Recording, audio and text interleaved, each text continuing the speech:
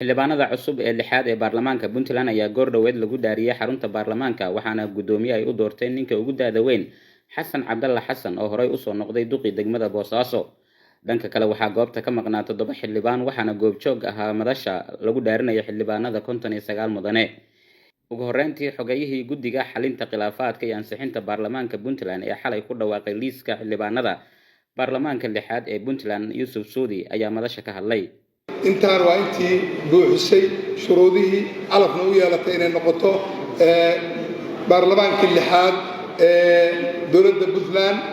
waxaan kula dardaarmaynaa anagu haddaan nahay guddiga anigoo ku hadlaya magaca guddiga xalinta khilaafaadka iyo ansixinta in ay dalka jiheeyaan dalku meel marxalad buu maraya marxaladda inay ka jiheeyaan oo ay dalka insha Allah ku jiheeyaan inuu dalku horumar gaaro oo dadka qulubtoodana la isu keeno insha Allah mas'uuliyad baan ka saaran waa la soo doortay xildhibaan walba oo halka fadhiya waxa laga yaabaa in dhowr kun oo qof uu matalayo degmo ka socda dhowr kun oo qof uu matalaya mas'uuliyad buu saaray nin xil qaaday ee qaad dadka badankiisu mas'uuliyiin bay ahaayeen. dhanka kale maxkamadda sare ee Puntland ayaa markaasi kadib waxa ay dhaarisay xildhibaanada cusub ee baarlamaanka. waxaan ku dhaaranayaa magaca Ilaahay inaan ku dhaqmo diinta Islaamka dastuurka dalka Puntland iyo qawaaniintiisa dhowro xilka la dhiibay daacadnimo u guto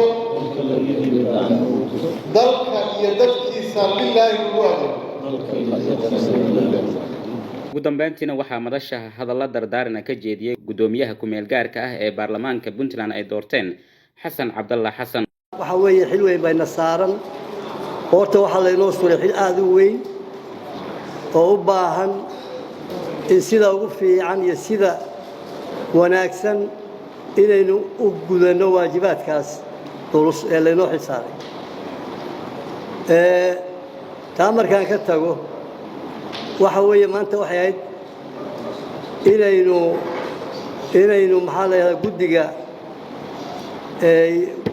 maxaa la yidhahdaa doorashada guddiga doorashada guddoonka ee baarlamaanka inaynu hawshiisa gallo. waxaan maadaama ay maanta meeshu ay muddo aynu joognay anigu waxaan qabaa waxa weeye haddii aad la raacdaan inaynu berri u dhiganno aan isugu nimaadno annaguna aan soo diyaarinno ciddii hoggaamin lahayd doorashadaas. waxa keliya oo aan qabaa waxa weeye si aynu u lafaguro inaynu waqtiisa siino berrina isugu nimaadno 8 subaxnimo haddii lahayd. aad baa u mahadsantihiin.